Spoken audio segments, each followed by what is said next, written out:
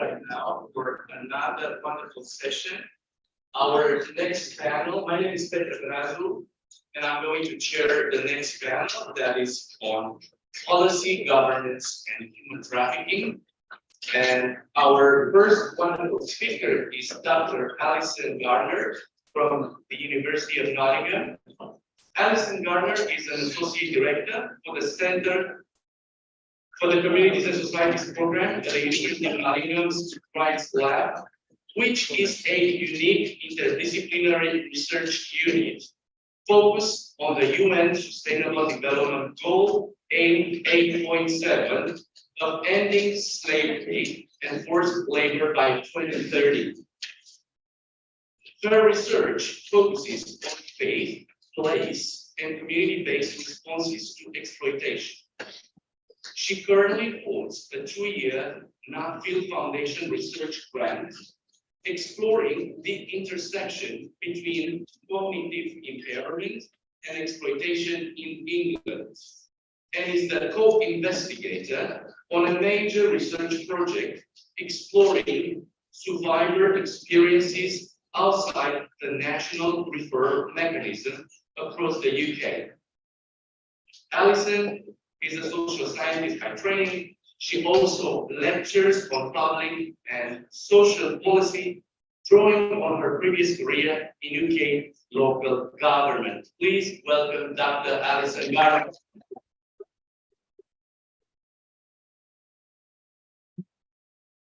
Welcome, and it's a huge honor Okay.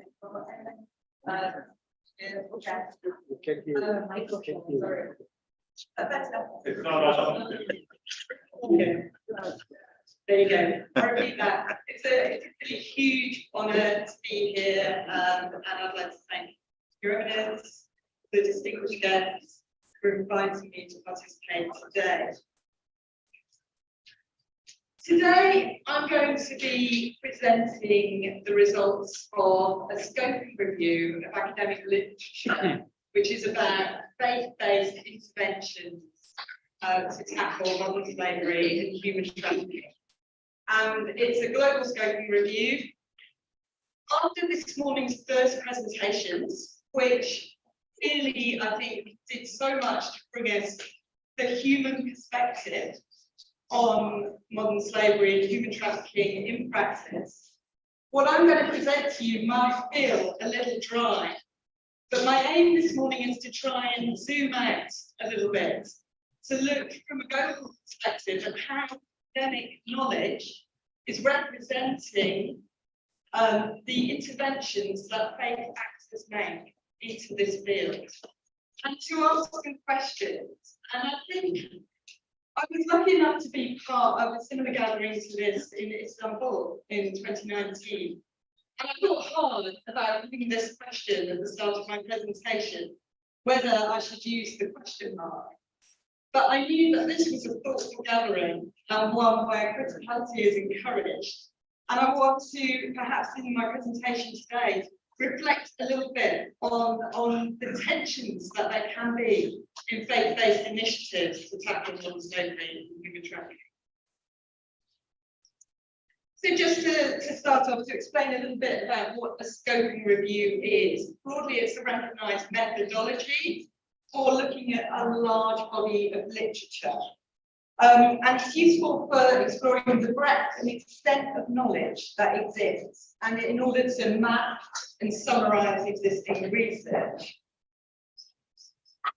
In order to undertake this review, we took a very broad definition of modern slavery and human trafficking. And that included child labour, child soldiers, servitude, forced labour, forced marriage, forced sexual exploitation, and sex trafficking. And we inputted search terms into some well-known academic databases, which are good sources, reliable sources, in order to draw out existing papers of information. And from that, our initial search, there were 509 initial document hits, which we needed to refine. We refined those by, first of all, looking at the titles and then going into the abstracts. And after that refining process, we got down to a core of 72 documents that were really relevant to this topic of looking at faith-based intervention in anti-slavery work, and particularly anti-slavery governance. And these are the documents I'm going to be talking about today.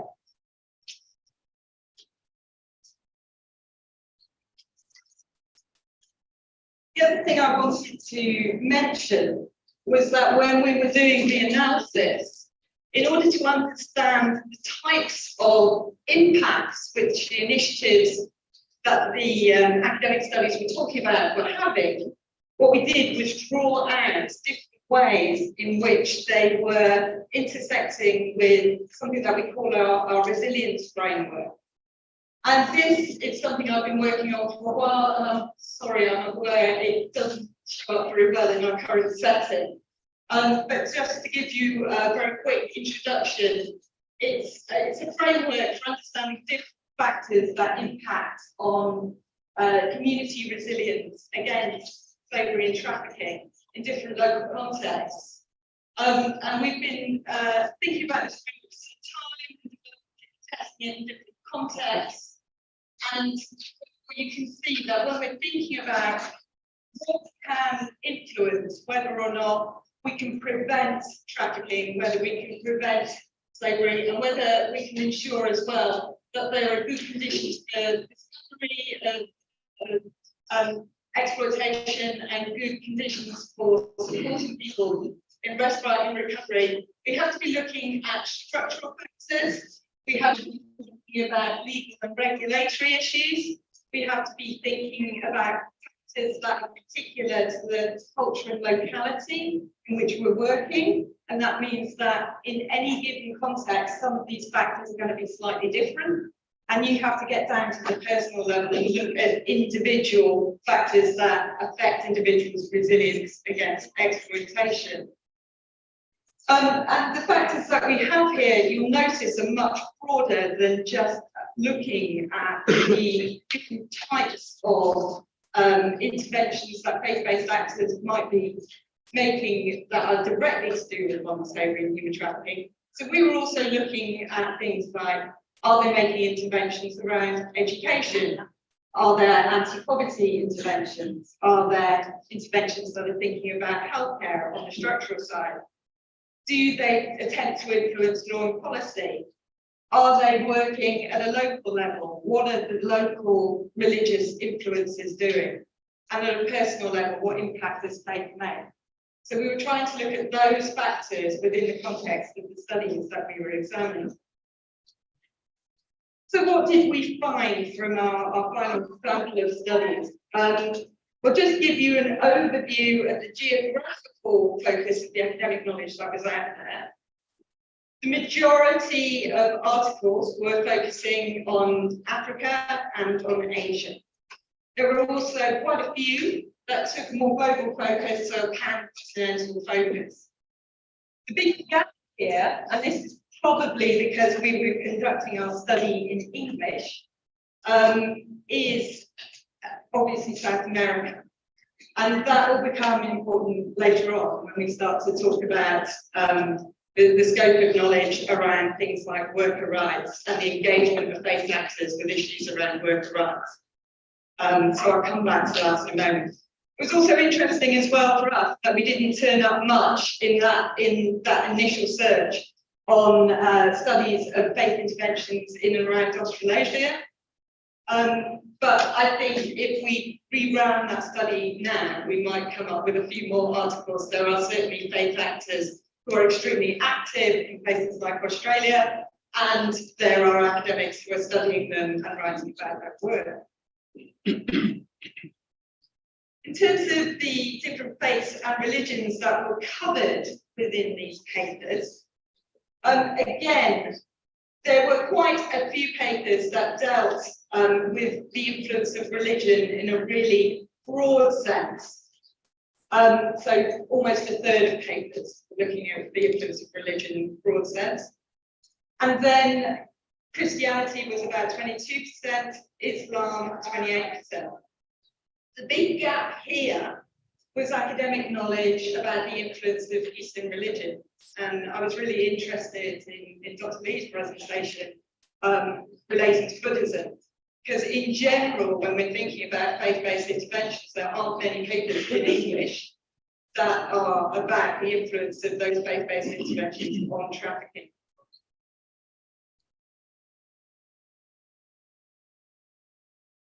So when we start to look at the key areas that these papers were focusing on, this is where it starts to get interesting in terms of what is the focus of academic study in this area, and how much does this reflect actually the focus of actual interventions on the ground in terms of faith-based interventions. Because the first thing that became apparent when we were looking at the spread of issues that these papers were addressing was that there was a clear focus on the issues like forced marriage. There was also a lot of papers that dealt with issues broadly to do with modern slavery and human trafficking. However, issues like forced labour tended to come up much less frequently, and looking at the actions of faith actors around forced labour. And I think this comes back to the point perhaps that Dr. Murphy was making earlier around forced labour and the importance of thinking about this as a form of exploitation. One other thing that I want to emphasise in relation to the analysis was that we found that of the articles that were there, 26 actually looked at the exploitation of children. So there's a really strong focus on the exploitation of children, child labour, child soldiers, child marriage, child exploitation, and human trafficking in a broad sense, but with a focus on child servitude. And there were also more than half of the articles that we looked at which had some sort of focus on gender-based forms of modern slavery and human trafficking. So that included things like forced marriage, sex trafficking, human trafficking in a broad sense, but with sex trafficking as a focus, and so forth. So what was interesting about that is the question, is this about the fact that actually more initiatives in relation to the initiatives that faith actors are focusing on women specifically and on children specifically? And if that is the case, then where as faith actors are we working, and are we making, an impact in terms of men, in terms of LGBTQ people, in terms of adults as well, thinking about the exploitation of adults?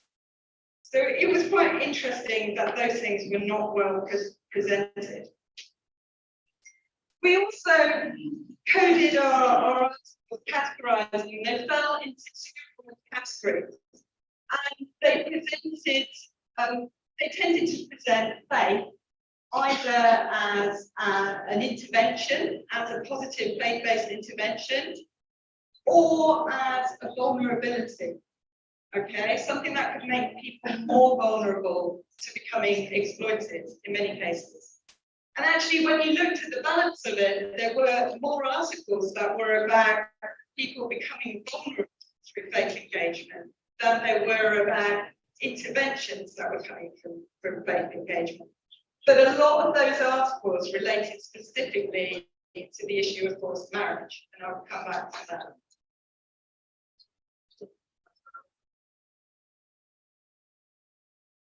When we looked at how they impacted in terms of our framework on resilience, I was expecting that when we were talking about faith-based interventions, what we would expect to see is that the majority of faith-based interventions were acting at an individual level, that they would be about people's individual spirituality, about their personal resilience, about journeying with people. But what was really interesting to me was that there was much more in the articles about impacts on structural factors, and also things like legal and regulatory and policy issues, than that individual awareness and engagement.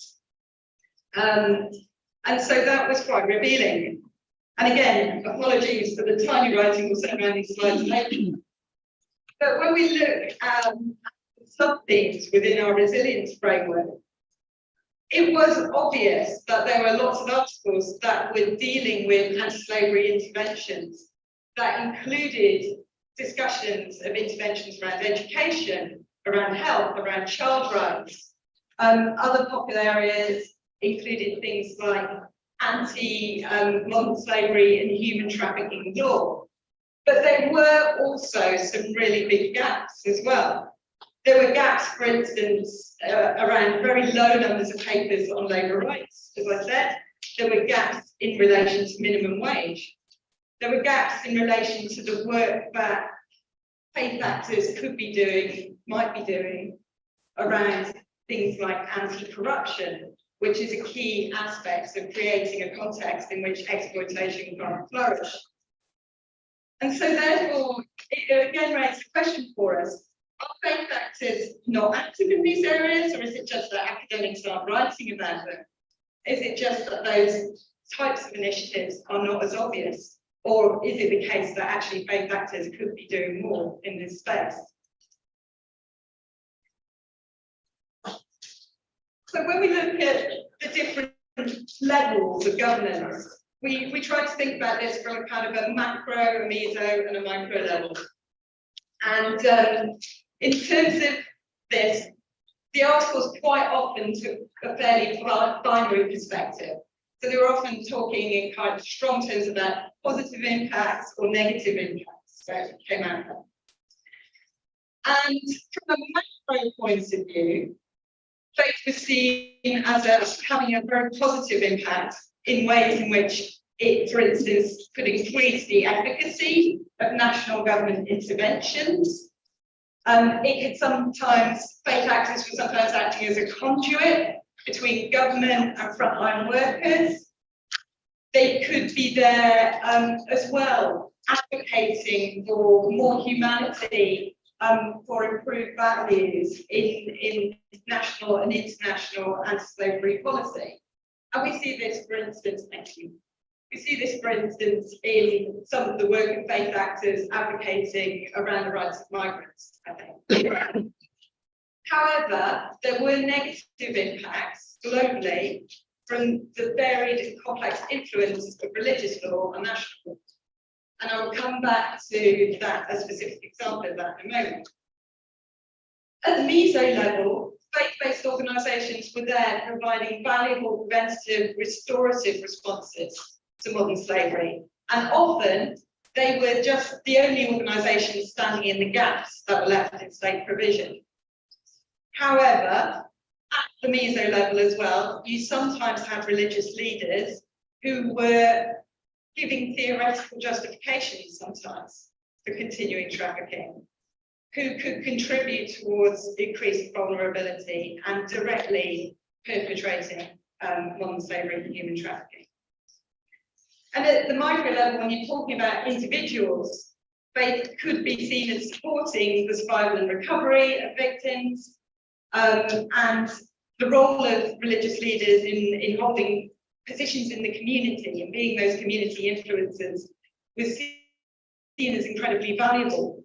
However, again, sometimes those leaders could be preaching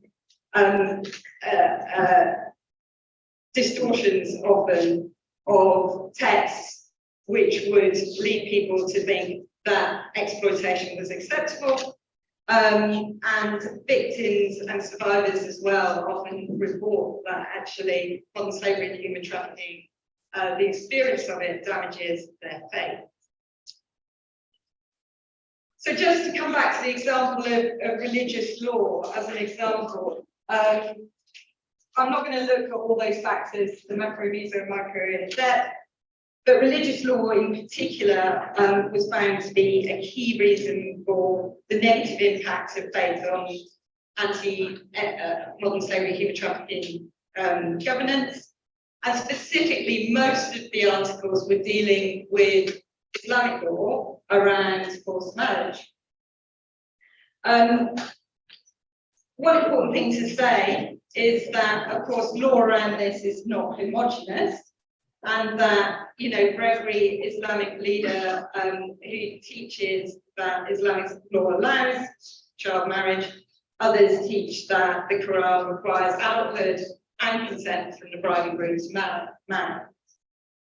However, we found that the teaching of this law could impact law and policy in three main ways. So individuals might follow pro-modern slavery and human trafficking religious law instead of following anti-modern slavery national laws that were in place. Secondly, governments might attempt to acknowledge religious law within their legislation that could be extremely restrictive. We can see this happening within Afghanistan at the moment. And also, governments may also enforce or adapt religious law that leads to an increase in modern slavery and human trafficking. So, to start to draw this to a close, and I should just say as well, before I move on from that slide actually, that although in that case I've looked at Islamic law in relation to forced marriage, actually, a recent study we've been doing in the UK, we have found communities, migrant communities, who are worshipping Christians, but who also support early marriage. And there are religious leaders who are perpetrating that. So this is not something that is distinctive to Islam and that we should close our eyes to. So, to draw this to a close, there are real tensions and intersectionality within what we have in terms of academic knowledge about religious interventions. And we have to be very mindful of intersectionality, so the connections that are there with other risk factors, so people's context, the places where they live, the structural factors that surround them, their locality, conflict, presence of poverty, so forth. We also have to be very aware that there is aspects of individual identities that intersect with their faith identities, which will influence vulnerability to exploitation. And the layers of governance that influence anti-slavery work at a local level can make a huge difference to whether or not individuals are at risk. But it's clear that when we look, when faith is a part of addressing modern slavery and human trafficking, we have to address modern slavery and human trafficking at policy, community and family levels. But when faith is a part of that, we need to be very conscious of the impact that it is making. And so in conclusion, I would say, if I was answering my own question, can faith be a force for good? Yes, it can be a force for good, but it could be a better force for good in the world.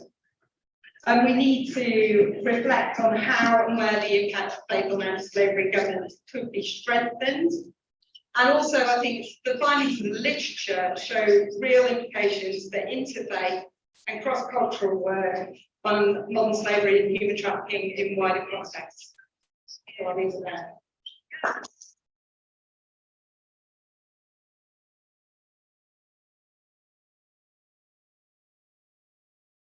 Thank you very much, Alison. And we will take questions at the end of the session. So please get your questions ready.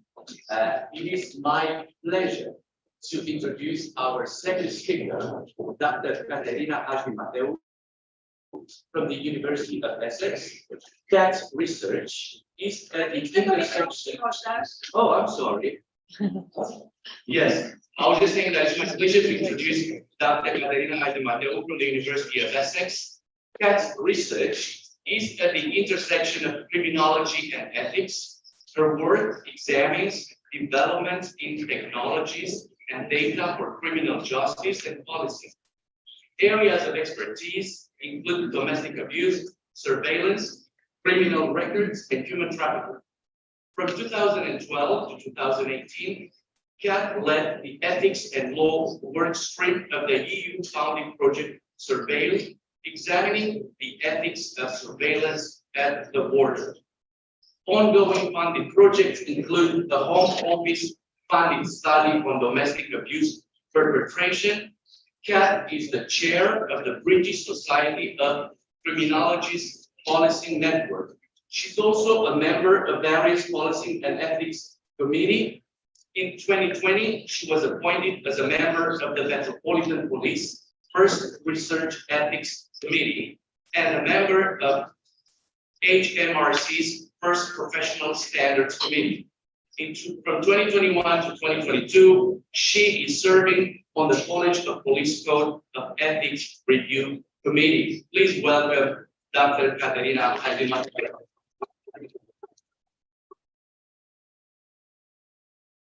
Thank you, Petra.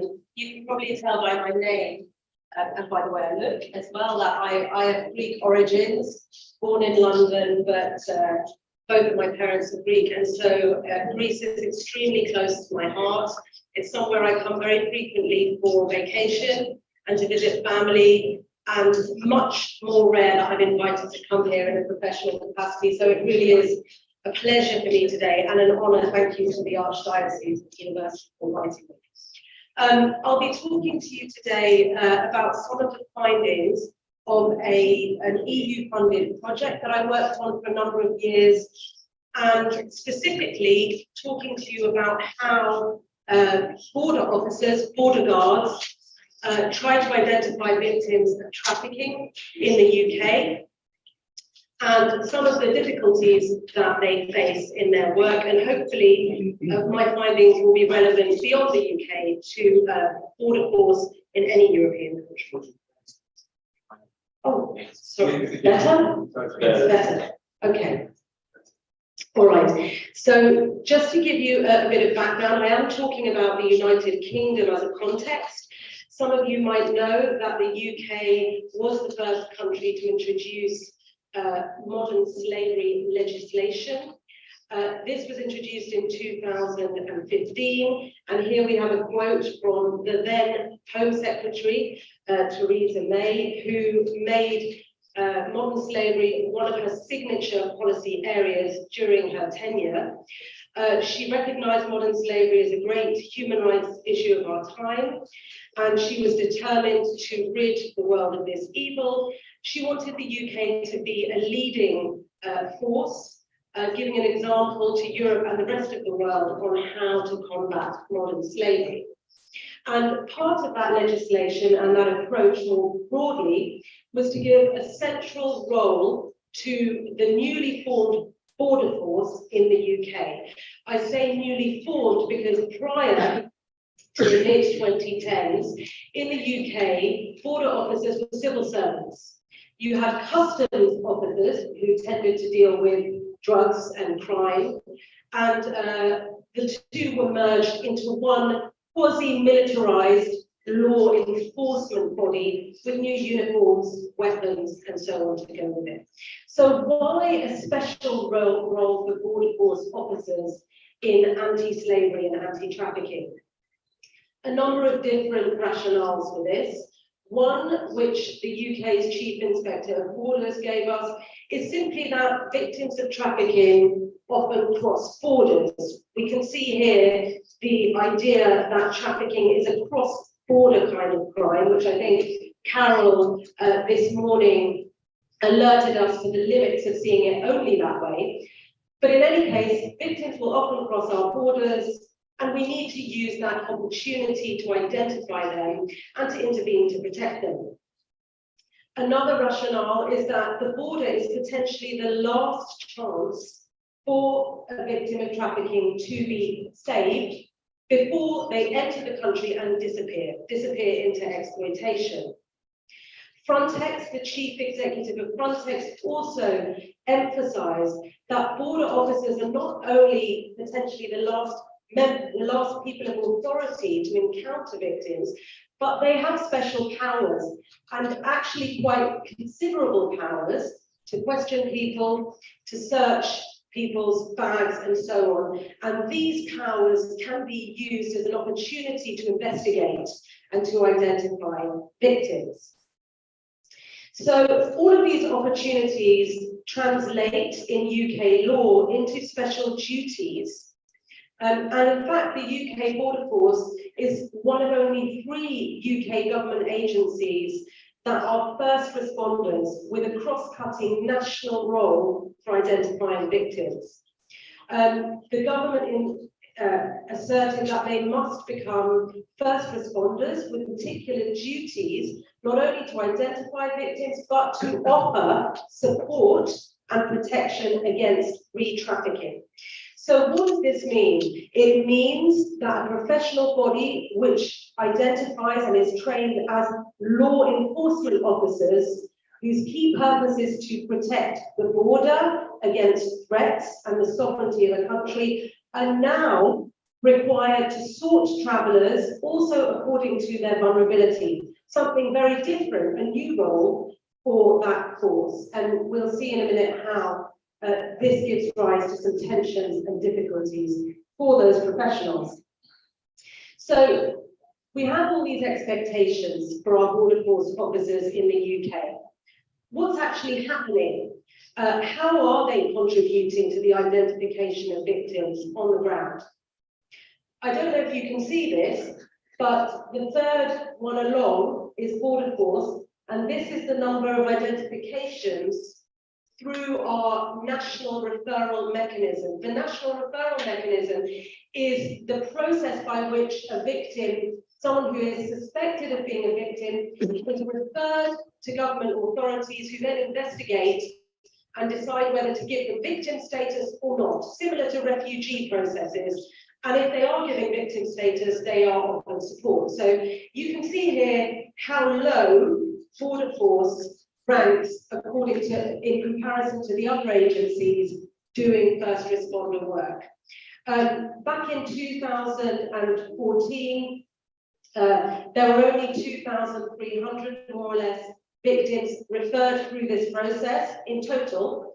It's much bigger than that now, it's increased 6-fold. So we have a lot more activity, but border force has not improved its rate of identification.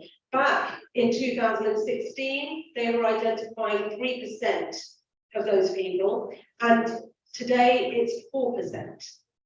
Now, there was an inspection of border force by the National Ombudsman, it's the National Inspectorate of Borders, and it was a dedicated inspection looking at how well they identify victims of trafficking in 2017, and border force were criticised. They were criticised for this 3 to 4%, and they were criticised for not trying hard enough to identify victims. So let's see if we can shed some light on why border force are not meeting expectations. That's what my study tried to do. The findings have been published in 3 journals, if anybody is interested in going away and reading them.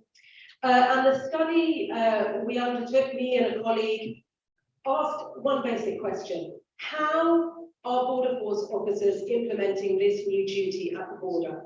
We wanted to know how border force officers understood their role.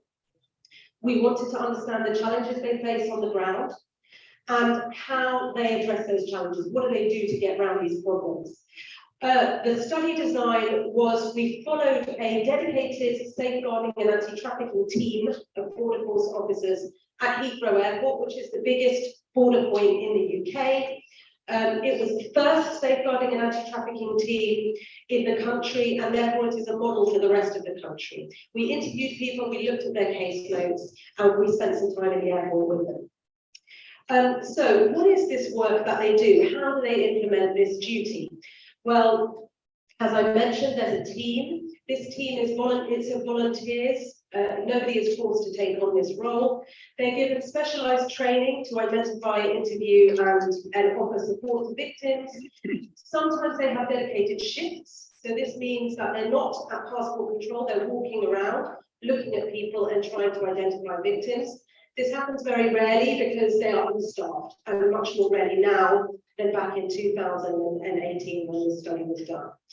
Now, what can they do if they identify somebody? They've got 2 options. One, they can deport them to their country of origin if they don't think they're a legitimate traveller, if they think they're a victim of trafficking, or they can try to persuade them to consent to being referred through the process to get support. Those are the only two options available to them, and they use them both.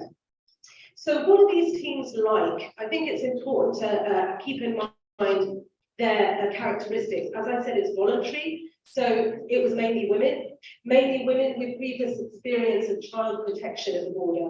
Border Force officers have done child protection historically. That is one area of vulnerability work they used to, and they just kind of expanded that now to deal with vulnerable adults.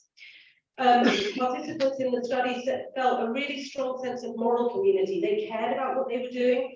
They felt that this was something meaningful for them. They had personal rewards from their work, and they had a commitment to the anti-trafficking agenda, but they felt a tension with their immigration role as well. And overall, we found that there was a kind of modern slavery subculture in Border Force. They felt like they were different to their colleagues. And I have a quote here from one participant. She said, "It's one of the very few areas of work, I think, where you can actually feel a tangible reward. It's not very rewarding refusing people and sending them home, you know, even though that's your job. It's not a very positive thing, especially when they've spent their life savings. But if you save somebody from prostitution, domestic servitude, working on a beach, picking cockles, actually, that's a pretty big thing, I think, for me." So what challenges did they face? I'll spend the rest of my time telling you a little bit about those. There were three main kinds of challenges. One was around attitudes of their colleagues and their superiors to this new role. One was the limits to their powers to intervene and help people. And one was just victims' preferences, not wanting to consent to being referred for support. So the tensions with the immigration role, a number of officers told us that there was a resistance in some of their superiors to doing this new soft area of work. They felt like they were law enforcement officers, quite a macho attitude. They're not interested in trying to identify vulnerable people. That's for other kinds of people, maybe NGOs. So one of my participants said, before the anti-trafficking training was rolled out to senior staff, the chief officers wouldn't take me seriously. And I'm trying to push, saying, this is a safeguarding issue, we need to do this, we need to do that. And then some officers are like, they just think about immigration and they want to get that person off the passport control. They say, wherever they go, it's fine, it's up to them. You know, I had too many brushes with not very nice chief immigration officers who were not listening to us about the safeguarding things. Training is now disseminated to all levels, so they're a bit more understanding. So how do they respond when they face this resistance? They've identified a vulnerable person, but their boss is saying, just leave them, just get on with your job of checking those passports for illegal immigrants. Some of them would actually resist and say, no, I'm here to protect vulnerable adults and children. And the officers, we are all dedicated. One of them said she would even have complaints from her colleagues and she didn't mind. She said, I'll fight tooth and nail to make sure that a child, a vulnerable child, is safe, no matter what. Even if I get complaints in, I don't care. You can complain about me, as long as I know that child is safe, you can complain as much as you like. So some of them really were putting themselves on the line at a personal, professional level to fulfill this role, and sometimes having consequences for that. Another kind of source of frustration that officers faced were the limits to their powers to investigate. Now, it's important to recognise that there are new duties in the law, but there are no new powers for border guards. So they just use the powers they've always had. Those are powers that are there for them to identify illegal immigrants and to deport or prevent them coming in. So they can search bags and they can ask for identity documents and so on, but they have no access to electronic devices. And of course, victims of trafficking are communicating with their smugglers and their traffickers via their phones and so on. And there's also no clear policy on whether border force officers can do social media searches or internet searches to look at the person that they find in front of them and do some investigation. And here you can see one officer's frustration. She said, mobile phones is my #1 thing. What if I've got a 20-year-old traveling with this fella that she's known for 3 months? He's booked the ticket, she's got no money. She's got a little trolley bag that's got lingerie in it. And I say to her, I'm really worried about you. She goes, no, I'm all right. She's got a phone. She gets instructions by phone. I can't do anything with that phone. Why can't I? So how do they respond to these limits? That they didn't have much power to respond to these limits, but some of them were, again, using their own discretion, sort of pushing the boundaries of what is permitted for them to do and taking professional risks, using their own mobile phones to go and look people up online, to try and find out if they've got a Facebook page who they've been communicating with. Does the story match up? Is the address that they've given an address that is known as one that is associated with prostitution or a garment factory or something like this? So one of my participants explained, saying, it's not policy. I do it personally because I believe, sometimes people put things, and I've seen it myself, they'll put things up on Facebook that they haven't told us at the desk. But we have no access to that information, and we have no access via work. It's something I do on my personal phone. So again, demonstrating the commitment they have to this role. Now, the last challenge I'm going to tell you about relates to a specific requirement for victims of trafficking to be referred and receive support. And this is what I call the consent requirement. Now, under international law, victims of trafficking should only be designated as such and should only be recognized legally as such if they consent to that label. They can only be offered support and treated as a victim if they consent to that. And there are good reasons for this, partially or mainly because the definition of modern slavery or human trafficking is partly coercion of somebody and denial of their autonomy. And the last thing any government should want to do is to force upon these people any other kinds of interventions. Their autonomy should be respected. But of course, this creates a tension because, as we heard in previous presentations from Eliania as well, there are many reasons why people do not want to consent. Maybe they are frightened, maybe there may be retaliation, they have too much to lose, and many other reasons. So a tension is created, and this is felt very keenly at the border by my participants. It's a very long quote, but it's worth listening to. So one participant explained one problem is we encounter these people before exploitation has occurred. And they might not even recognize that they're being coerced, or they're scared to tell us because they've been told that, debt bondage, the family members might be threatened and things like that. So they won't tell us. I have two excellent examples of potential victims of trafficking that I can give you that my colleagues have encountered. There was a Latvian who came through in her 20s. She was with another female a bit older than her, and we believe that both of them were potential victims of trafficking. But one of them had been in the game a lot longer than the other one. But both of them refused to be taken into the national referral mechanism because they were both scared. And we couldn't do anything. All we've done is basic intelligence so that if they're encountered again, we know what to do, we can recognize them. We can keep putting it to them, saying, you're a potential victim of trafficking, but they're too scared sometimes to come forward. And if they don't consent, then that's it, they're lost. We can't do anything to help them unless they're picked up by police later on, and even then, they'll probably just abscond from there because they're that scared because of the cycle of abuse. So I wish that there were more powers we can do. So here you see the frustration. They are coming across these people, but they cannot then put them through the national referral mechanism. And some of my participants did wish that they could paternalistically record these people anyway against their wishes. They're still not doing that, but there was definitely a desire to do that. So how do they respond to this frustration, seeing these people being really worried, being convinced there's a problem and not being able to do anything about it?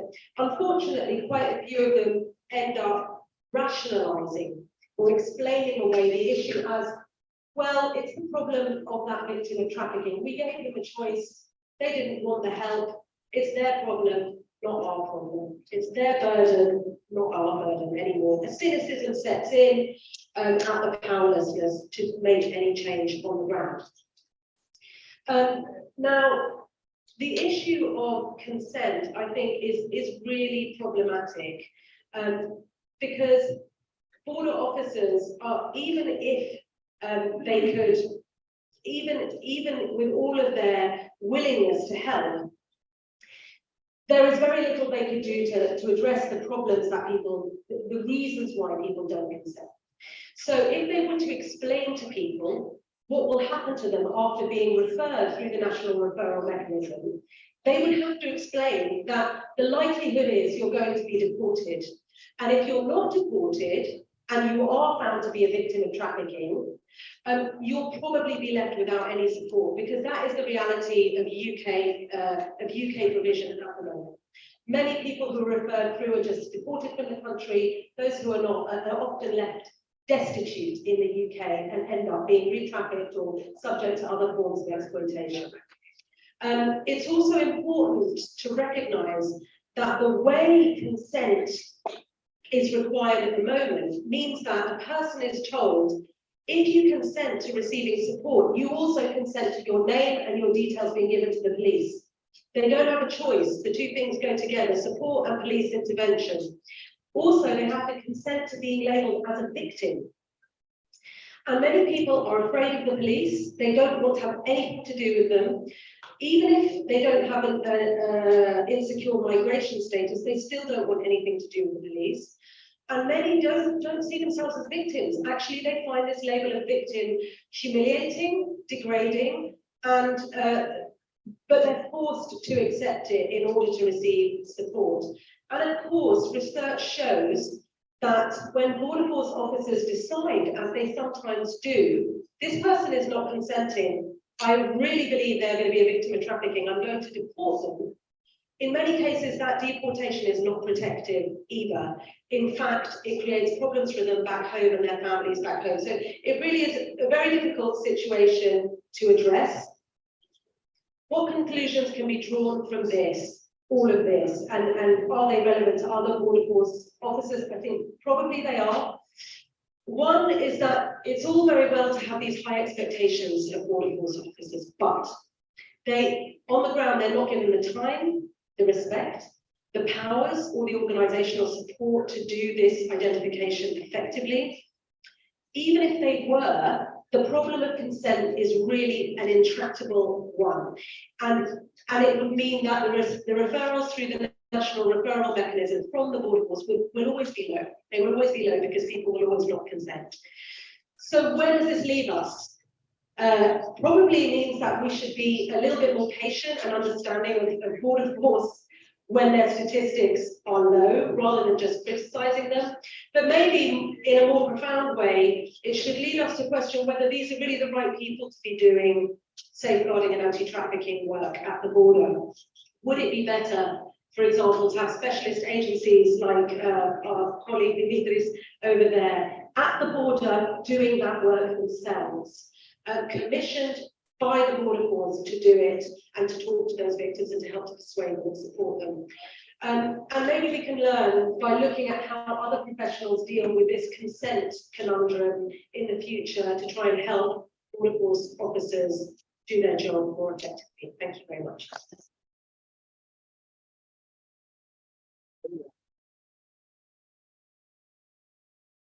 Thank you very much for the very presentation.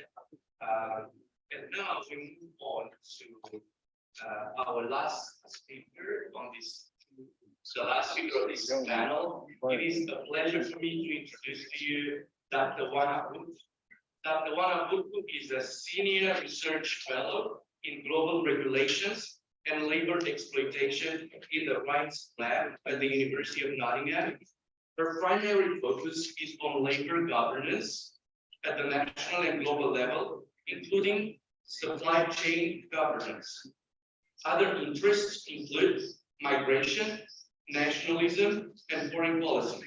She has previously held lecturing positions in Chinese and East Asian studies at the University of Durham and University of Nottingham.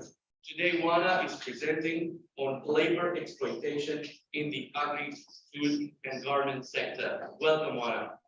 Thank you. Good afternoon, everyone. I'm really pleased to be here today. So thank you both Thank you both to the University of Thessaloniki and to Illuminate for organizing this event today. I struggle to stay still, I know around, so I promise I'll try my best to be in front of the microphone, but I'm a loudspeaker anyway, so hopefully we'll get there. So today I'll talk about labor exploitation and the COMBI model. The COMBI model is a theoretical model of behavioral change, and I'll explain a bit more about it later on.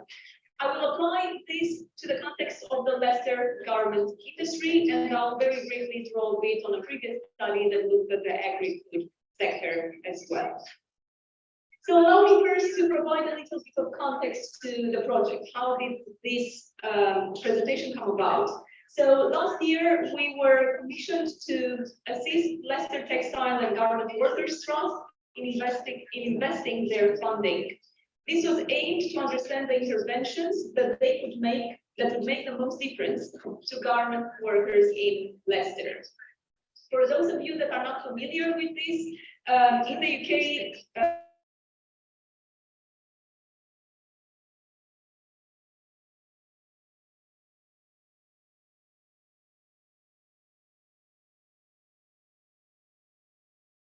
labor conditions were for workers. So we knew that there was a problem, and this came out in the news as well with Uhu brand that some of you may be familiar with, being the lead business within whose supply chains these irregularities of labor were identified. So it was the trust associated with these companies that commissioned the study initially. Now, what I want to talk about today is not the project itself, which was already published, and you can find it online if you are interested in reading it. But I want to develop on one aspect of it, which at the current moment is a working paper that we are hoping to publish. So the question that we are tackling in this paper is, why do workers not take action if they are faced with labor exploitation and they recognize that labor exploitation is ongoing? What factors contribute to behavioral change? In other words, what are the barriers that prevent workers from reporting, and what are the enablers that would encourage workers to report such irregularities? I should also mention before moving on that this was a fairly long project that brought together a number of universities. The University of Nottingham was one of them. The University of Montfort Leicester was another one. Hope for Justice, a national charity in the UK, Shama Centre, a local NGO in Leicester, were just some of the organizations that worked towards this project. And Alison Gardner actually was the principal investigator for it. So that's the context of the project. The context of Leicester, because we have such a wide audience, many of you may wonder, what is Leicester? Where is this place? So a couple of words. Leicester is a fairly big city in the East Midlands, so kind of central east in the UK, which has a very known heritage for its garment industry. It used to be once upon a time the city that clothed the world. That's not the case anymore, as you probably have guessed. Production costs have slightly changed throughout the last couple of decades, but it still represents a significant part of manufacturing, and East Midlands overall actually represents roughly a third of the manufacturing turnover in the UK. So it's still an important place for garment production. If once upon a time we had a vertical manufacturing system where everything from the spinning the cloth to dyeing it to producing the garment itself happened in one company only, that's not the case anymore today. So we are talking about small companies that may rent one small room office within a bigger building, and then one building may host multiple such companies. This also leads to a number of problems. There are small companies that often lack accountability. So the practice that we see quite often happening is something called phoenixing. And it's a bit like the phoenix bird, right, which dies and gets reborn from its own ashes.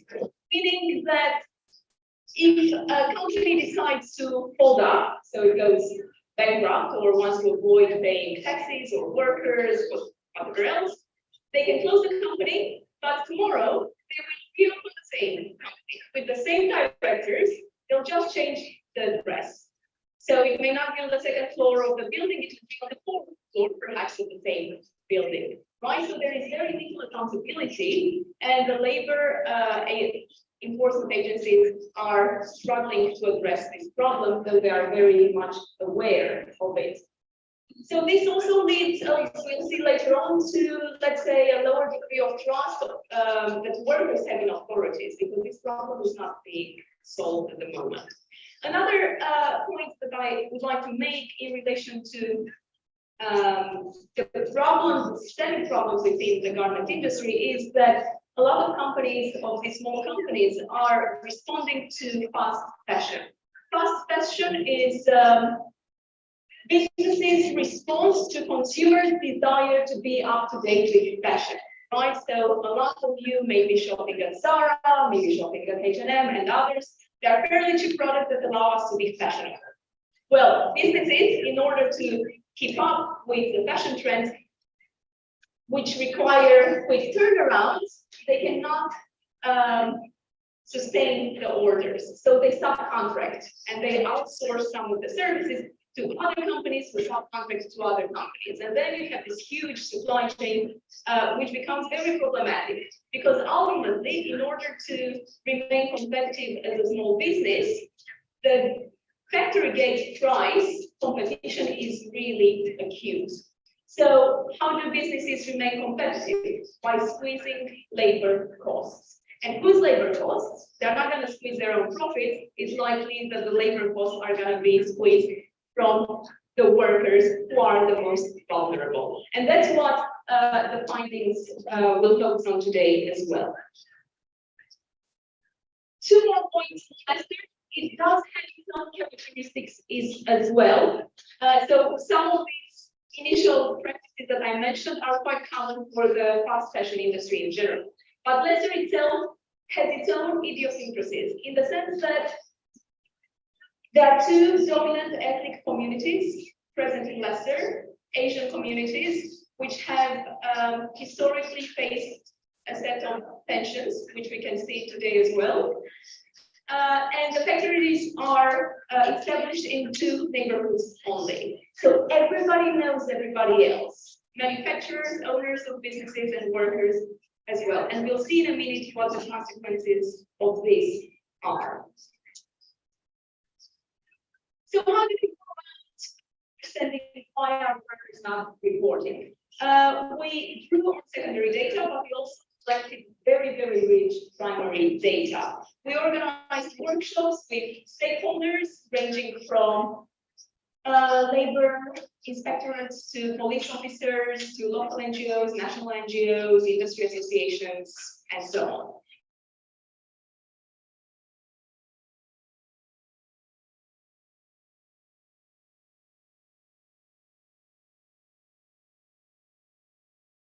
And we also ran state workers. We also ran focus groups, also to test our findings at the end of the project. So a wealth of data. The data we're drawing on today in particular is obviously data from workers, right? Because I'm interested primarily in why workers are not reporting. And I do provide the lens of the COPI model. Very briefly, the COPI model is one of the many behavioral change models. This in particular is a system composed of three elements: capability, motivation, and opportunities. Capabilities, as you may have guessed, refers to knowledge, skills, and abilities. Motivation refers to the reflective process through which an individual may go, his or her ability to plan, to run evaluations, but also automatic processes such as habits or impulses. And the third element is opportunities. And opportunities is not internal, but external. It's the external factors that prompt a behavior. And this could be physical opportunities, Does somebody have the right location? Does something happen at the right time to prompt behavioral change? But it can also be a social opportunity. Do the cultural around me, do my peers' behavior, gestures, do they allow me to change my behavior, or do they inhibit the behavioral change?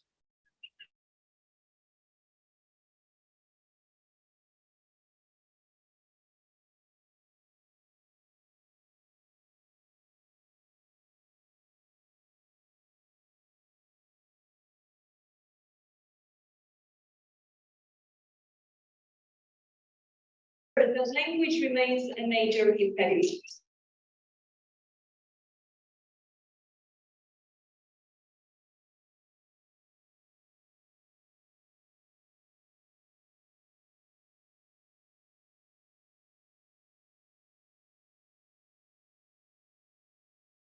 Where legal residents in the UK English.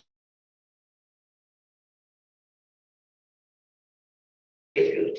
So then there is an issue here of language and the extent to which language can prevent one from raising issues at their working place. The second problem is knowledge of rights. And this is very interesting because we often see, in the UK at least, in the last couple of years, a lot of money being invested and a lot of campaigns being run on workers' rights, with the view that if one knows their right, they will be able to exercise that right and stand up for themselves. Well, it's not that straightforward, because knowing your own rights, if you don't know the broader system, if you don't have the language skills, and if you don't have an alternative job opportunity, it's not going to make you change your workplace. You still need to make ends meet. You still need an income. You need to support your family. So knowledge of rights is great, but it's just one of the many components of a much more complex picture.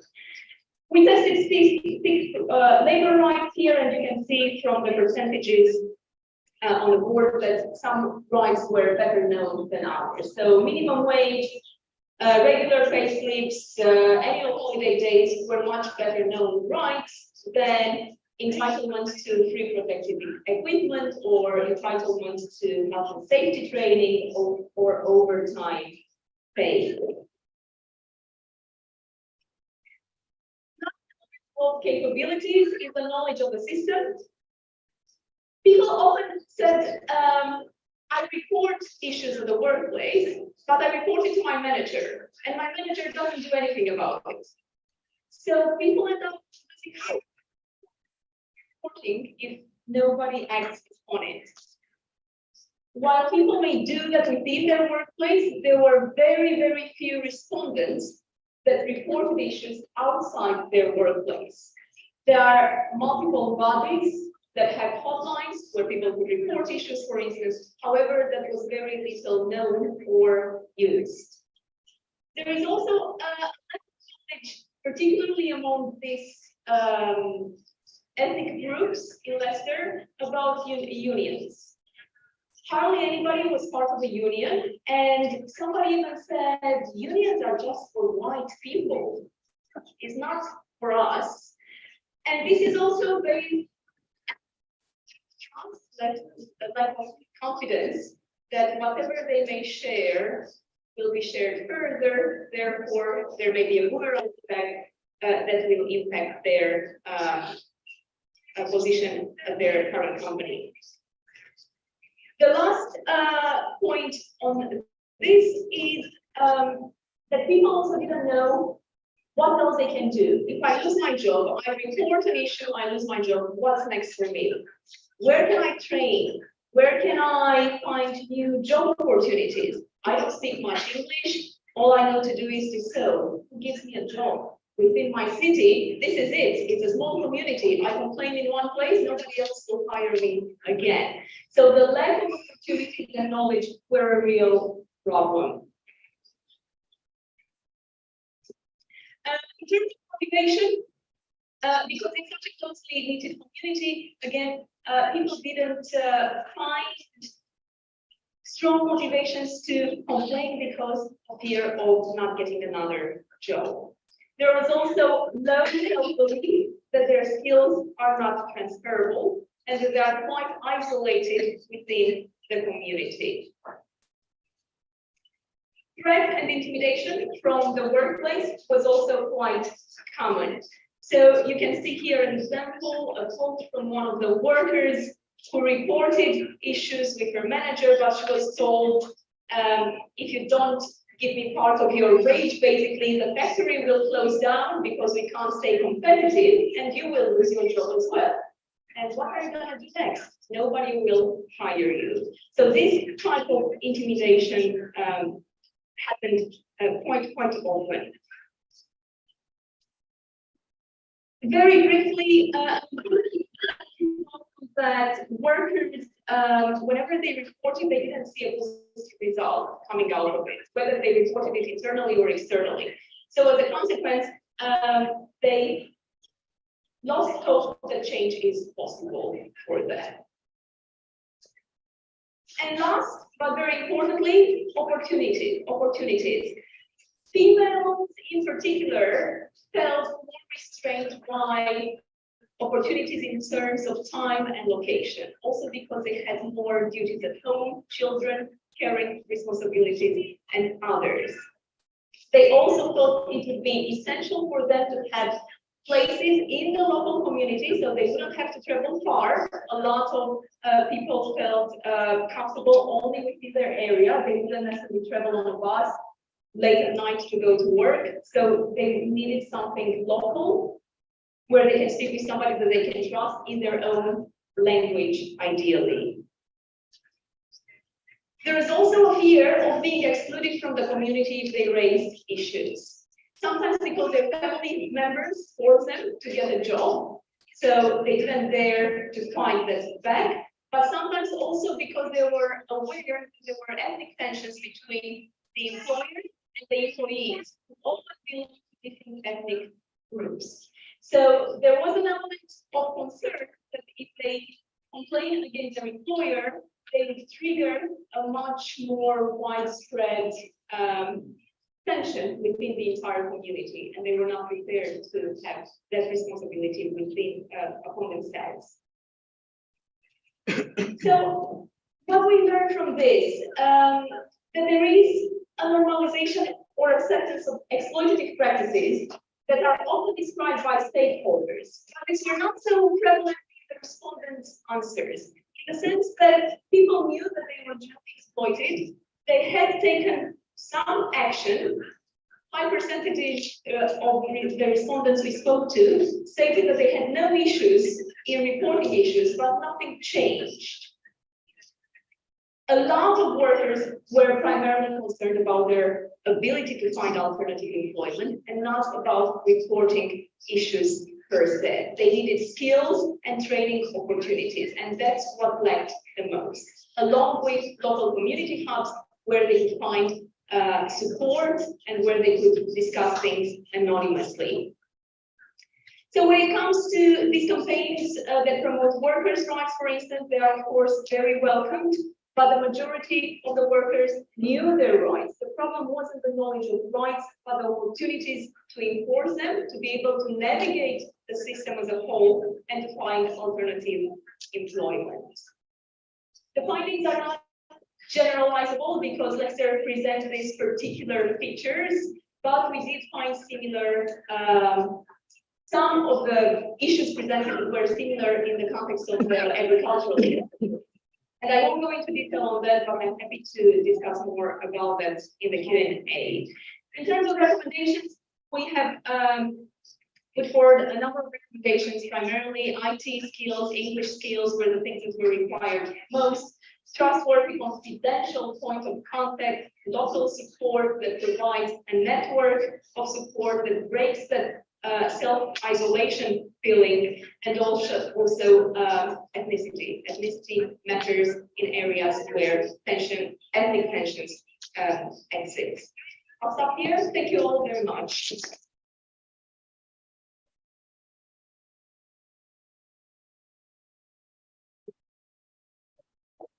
Many thanks to all our presenters today. And since we have about 10 minutes, we are going to open for questions from the public. So we have a mobile microphone. So whoever has a question, please kindly raise your hand and ask. Yes, please. Thank you. Thank you very much for your wonderful presentations. I would like to comment on Would you kindly the. introduce yourself so that everyone, yes. My name is Rita Theodorou Superman. I come from Cyprus. I'm a member of the parliament. I used to be the head of the anti-trafficking unit in Cyprus police for 15 years before. I'd like to comment on the consent issue that Mrs. Fatmatheu referred to. And I would like to ask about the reflection period, because reflection period is provided in the EU directive as well in the Convention of the Council of Europe. So according to this reflection period, the victim is granted at least 40 days period to reflect and to take an informed decision whether to cooperate with the police or not, and also to escape from the influence of the perpetrators. So it seems that is not granted this reflection period to the UK. If the victim decides not to cooperate with the police, then it's not deported. For sure, it's not deported, but the victim is repatriated, and NGOs from the home country and NGOs from the destination country, they cooperate in order to support the victim. So it seems that is not working at the UK, this reflection period. The second issue is what the border guards can do. I can see the difficulties of the border guards, but there's a lot that they can do. I think they can pass the information to the law enforcement about the victim, what they get to the victim, the address, the mobile data, anything they get there. So the law enforcement can start a proactive investigation about things. Yes.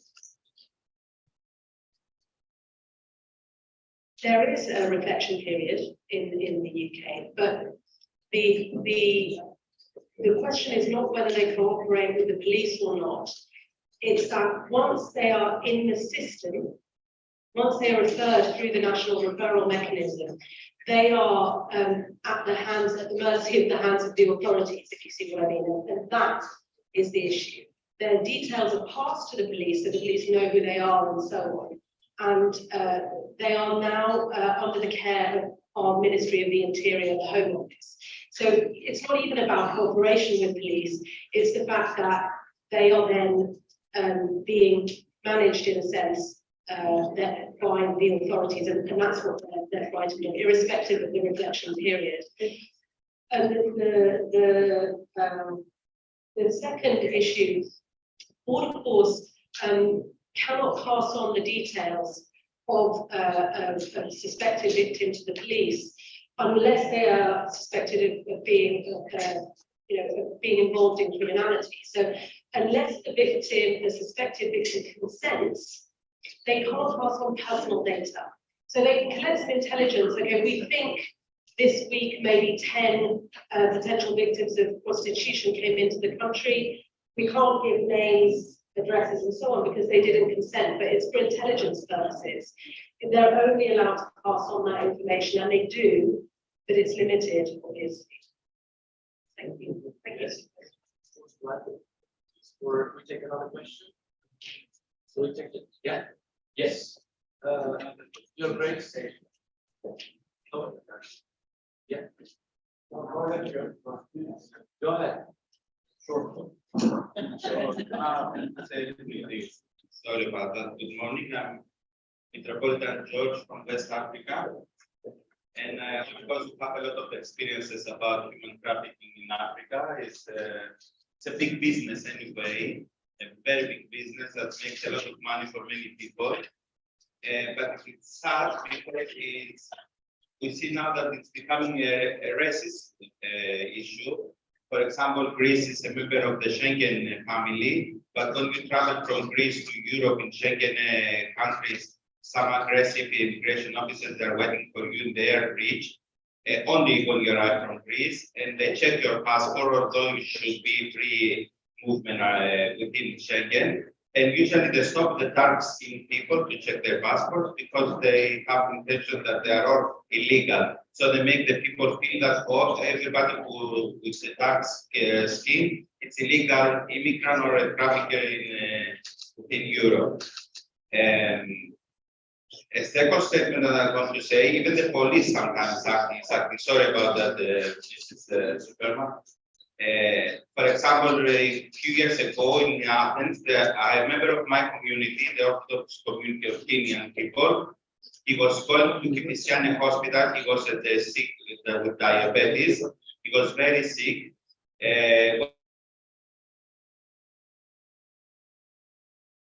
When he got out of the train, he was in. They arrested him. They put him in the Kipisiane police station. He explained to them, I'm very sick, I need medicines. Nobody believed him because he was from Africa. And the evening he had a diabetes shock and he passed away inside the police station.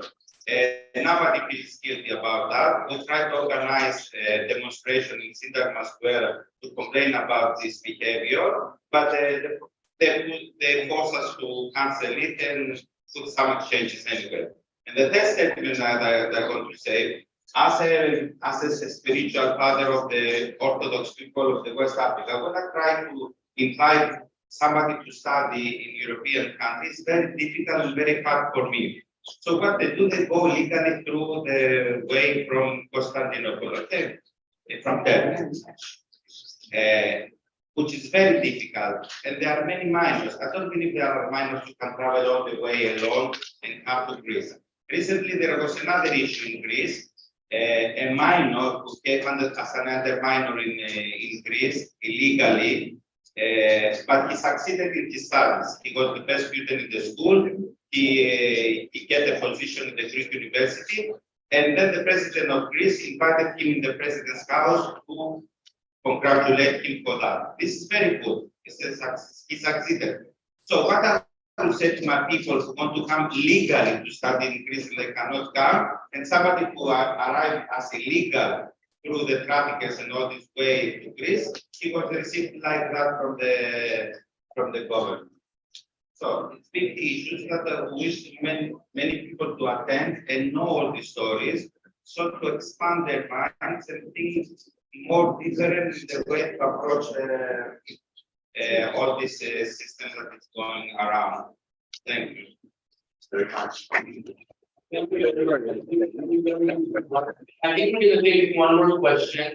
Is whether, yes.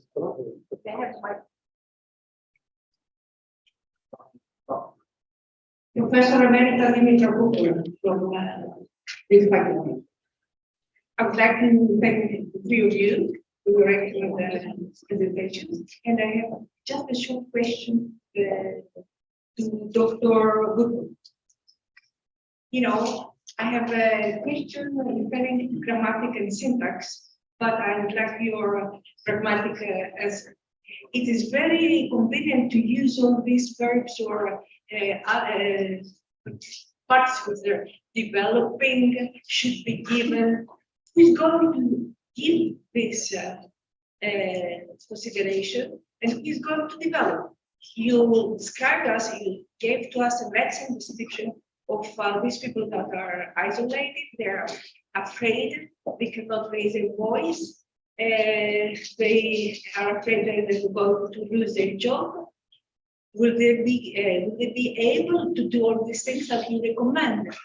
Where is the responsibility of the organized state, of the organized society?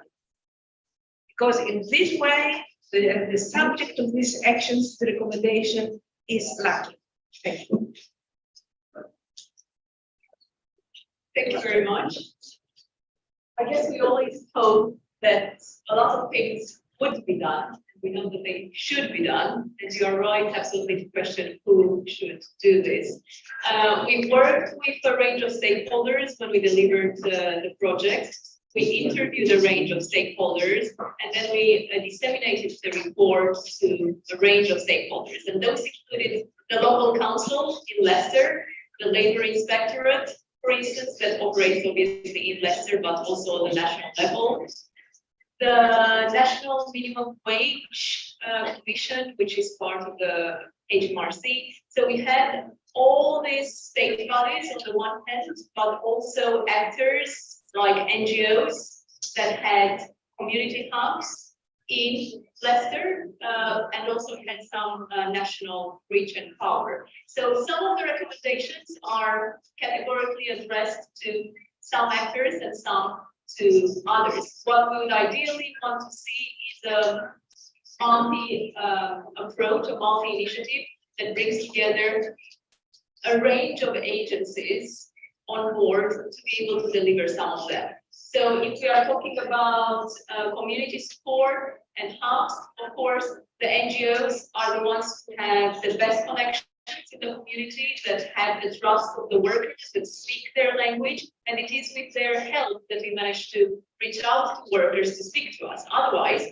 why would anybody speak to a bunch of academics who, you know, live in their own bubble, so to say? So it is made contact. But of course, NGOs need funding, and the funding has to come from somewhere, ideally from the local council. The local council or other sources also have a duty to inspect these places, to run thorough audits, which shouldn't be left just to the private companies, because I think the literature at this stage is rich enough to show us that private audits are not working. But then we also have legislation that in the UK is already in place, right? You have the Modern Slavery Act, you have the requirements around transparency in supply chains.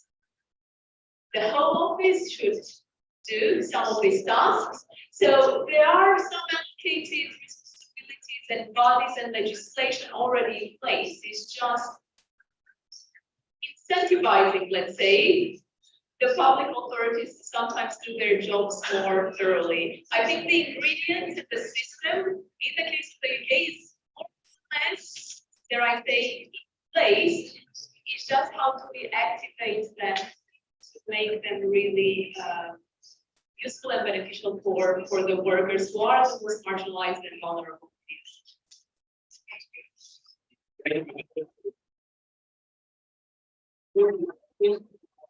It's time for a break, but please do engage with our wonderful speakers today. Go and read their publications, check out their profiles, their university profiles, and they're here during the refreshments if you want to ask them more questions. Yes, absolutely. Yes. Σας ευχαριστούμε πολύ όλους και όλους. Θα κάνουμε ένα διάλειμμα 2 ώρων μέχρι τις 3 η ώρα. Όσοι και όσοι είναι καλεσμένοι αρχιεπισκοπιακές μας, παρακαλώ ακολουθήστε τον κύριο Στέφανο Σάλτσμαν. So we will have a break. Thank you all. It's 3 p.m. Those of you who have been invited by the Archbishop for lunch, you may fall by and follow Stefano Shalts. Thanks a lot. See you.